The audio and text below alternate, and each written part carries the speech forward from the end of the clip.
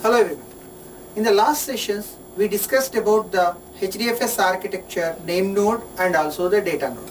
Now we are going to discuss about the failure of the name node or data node. Of course, if the data node is failed, then automatically it can be recovered because of number of replicas will be maintained in another node. So it can be, the data can be recovered easily. But name node, in the name node, how can we handle this? That is, let us say for example here in the name node, we have the file system. In this file system, we have the checkpoint and the journal. These two are maintaining. Let us say for example, if we lose the checkpoint is corrupted, then what will be happen? We will lose the old data, all the old transactions, and if the journal is corrupted, then we will lose all the new transactions. So because of this reason, we have to preserve these two separately. So for that, one of the solution is we can maintain the same copy of the checkpoint and journal in the another drive of the same machine, so that copy of checkpoint and copy of journal can be maintained in another drive, so that we can recover whenever the checkpoint or journal is corrupted. But it is not the case here if we lose the entire file system, meaning that the entire file system is corrupted in the name node, then what can we do? So we will lose the entire data. So what we have to do is, we have to maintain a separate system, and in that system we can maintain the local file system. In the local file system, we have to maintain the another copy of the checkpoint and the journal also, so that another copy of the checkpoint and journal are available in the another machine whenever, if at any time the local file system of the name node is failed, then we can take the checkpoint and journal from the previous another node. Actually, this is also called the secondary name node. We can call it as a secondary name node, but it cannot take over all the operations of the name node. It is just like a backup copy for the checkpoint and journal. Meaning that whenever the name node is failed, you can reinstall the name node and you can take the backup copy of the checkpoint and journal into the name node, and then you can recover the data. So this is the secondary name node concept. And now we have another problem in the name node. Whenever you restart the machine, whenever you restart the name node, then only the checkpoint is getting updated, as you observed. Meaning that if you want to update the checkpoint, then you have to restart the machine. But in the clusters and in the servers, they will not be restarted number of times. They may run over the years. So what is the solution? The solution is the checkpoint node. Meaning that here we have to maintain a separate node, separate machine, and in that we will maintain the checkpoint and journal, the separate copy. In this node, we will combine the journal and the checkpoint, and this checkpoint will be replaced at the original checkpoint, so that it will be updated. And periodically the journal, whenever the journal is updated, one transaction is performed, the journal of the original name node and this journal will be also updated, and periodically this checkpoint will be updated by using this journal in this machine, and that will replace the checkpoint. This checkpoint will be replacing the actual checkpoint of the original name node, so that the transactions are up to date, and then the original journal will be empty, so that the up-to-date checkpoint will be available, so that the checkpoint will be up to date for this transaction. And since this node is responsible for updating the checkpoint, this is called the checkpoint node. And another option is also there. Instead of maintaining the checkpoint node, directly we can use the backup node. It can work as the name node, it can work as the secondary name node and also the checkpoint node, meaning that it will maintain a separate copy of the backup node, the checkpoint, and a journal, and also periodically it will update the checkpoint and send that to the name node. So this is the backup node, and whenever the name node is failed, immediately you can reinstall it and you can take that from the backup node. And this, if you have the backup node, you need not have the checkpoint node. And in the later versions of the Hadoop or HDFS from 3.0 onwards, the backup node is replaced with the passive name node. This is the active name node and this will be the passive name node. The simple difference is the backup node, if you have the backup node, if the main node is failed, name node is failed, it can be recovered from the backup node, but it cannot take over all the actions.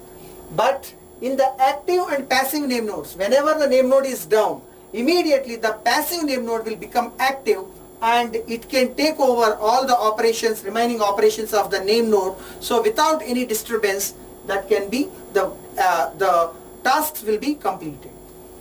So this is about the backup node. Now we have to discuss about the HDFS client. Client means who is the client? The client means who is the using the environment. He is the client. The client may be in the person, or it may be the machine also. Meaning that if you want to communicate with the HDFS cluster, we should have a media that may be also the machine. So how can we communicate with that? We have the HDFS cluster, and for that we can have a client.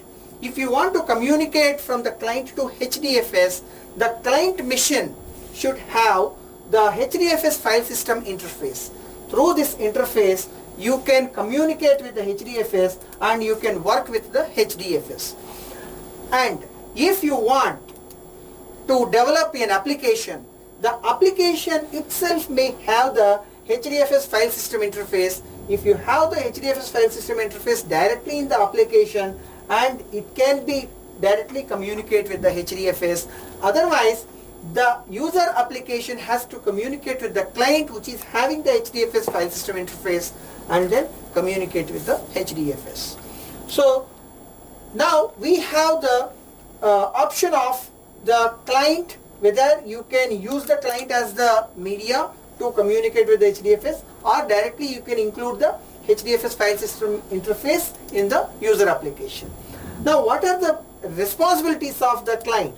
That is, HDFS client, it can read or write the information into the HDFS.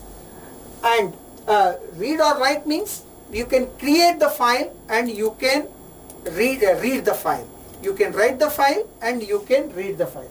And another important point here is, it is the single writer and multiple reader model. Single writer means you can write only once. Once if you write, you cannot modify. You can read any number of times. Once if you write a block on the HDFS, you cannot modify it. That is the single writer and multiple reader. This is for maintaining the consistency. Otherwise, we are maintaining the replication of the blocks. Because of that reason, we may get the inconsistency.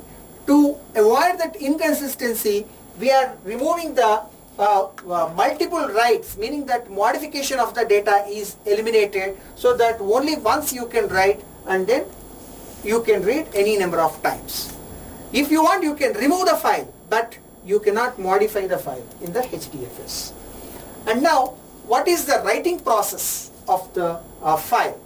The writing process, here, if you want to write, I have a client. The client is available here. Now the client can write the data onto HDFS.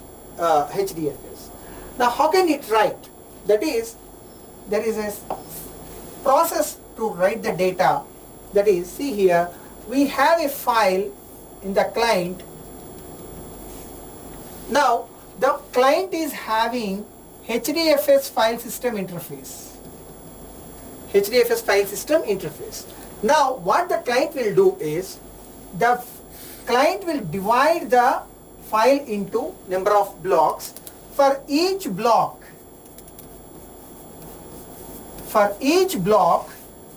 it will send a request to the name node. It will write block by block.